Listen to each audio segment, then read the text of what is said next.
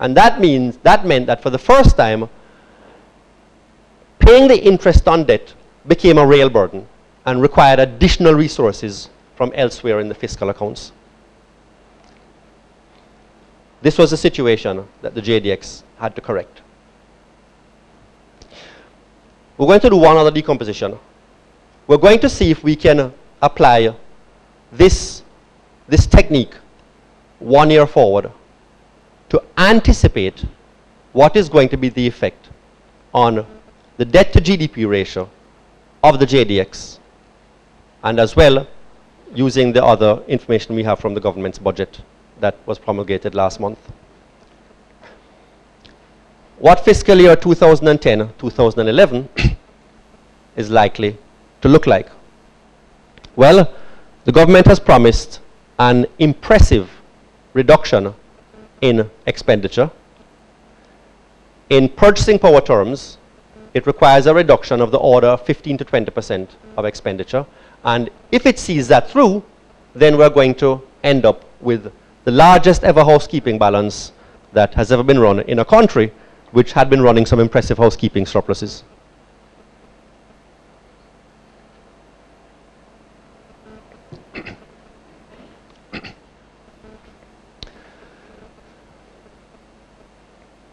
Next important element, I think, is the disappearance of the interest burden that in the previous fiscal year was contributing 8 percentage points of debt to the debt to GDP ratio.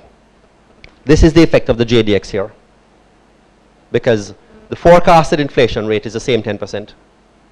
So that is significant. The capital expenditure that is in the budget should contribute 5 percentage points of GDP. And finally, if the pattern of the last several years continues, especially in the context of divestment, where many of the entities that have to be divested have to be cleaned up, non-central government liabilities will likely contribute about 5 percentage points of GDP to the debt.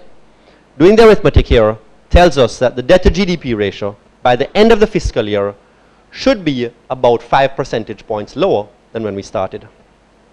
In other words, the rise in our debt that took place last year should be reversed and the debt should start declining once again. So the JDX and the proposed budget will have the effect of turning around our debt dynamics. So what can we conclude from all of this? Apart from the fact that it's too early in the morning for such a long presentation. Apologize for the length. Well, I guess the first conclusion is that the JDX has made a big difference. It has made a big difference to the numbers that determine the debt dynamics. Debt to GDP is going to contract during this fiscal year to the extent that the government can stick to its budgeted amounts. But we also learned that the problem that we had been facing in the past was not just debt dynamics. The problem was a persistent tendency for liabilities that were contracted outside of central government to become a public responsibility. This problem has existed for all of the last 10, 20 years, and those risks remain. You know, there's always a tendency for governments to have these contingent risks out there. Jamaica, it seems, just based on the numbers that were presented, has managed them particularly badly.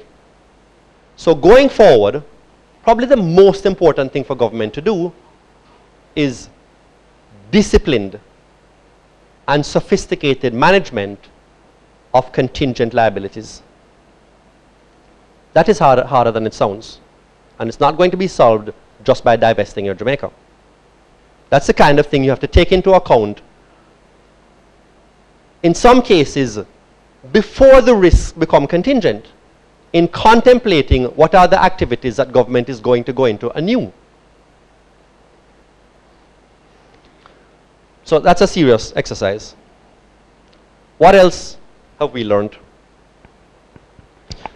That the JDX, as big a difference as it seems to make, is not going to be sufficient. Our expectation for the end of year, for the end of this fiscal year, was itself contingent upon the government meeting its budget estimates. And that aggressive expenditure contraction, given our analysis, which says that the housekeeping balance was not the source of the problem in the first place, that level of aggressive expenditure contraction is not going to come easy. Indeed, if you look at Jamaica's expenditure to GDP ratio and compare it to other countries, you find that it is not particularly large. So it is going to take the public sector rationalization program, which is in fact underway, is going to have to be very sophisticated in order to be able to realize the gains, the reductions, the expenditure cuts that have been budgeted. But that has to be seen through. And finally, I guess we can use the opportunity to say that given the difficulty the government is going to have in realizing these expenditure reductions through public sector rationalization, then some of the weight of achieving the housekeeping surplus has to be put on the revenue side, where, frankly, the gains are easier to come by, because we have had no fewer than 2 comprehensive, soundly executed tax reform exercises and proposals in the last few years. There was the Matalon report in 2004 and the committee on the Minister Webby report of last year. Both reports have identified a large number of areas for tax reform to focus on that will have the result of producing additional government revenue without raising average tax rates. So that exercise can go some of the way to closing the fiscal gap. The JDX has achieved a lot. It has taken Jamaica, it has pulled Jamaica back from crisis to turn an unsustainable fiscal and debt situation into one that is potentially sustainable, but it is not enough. Management of contingent liabilities, public sector rationalization, and tax reform is going to take us the additional steps we need in order to get a truly sustainable fiscal situation and allow all of you in the room here to start to focus on the business of expanding business and creating economic growth.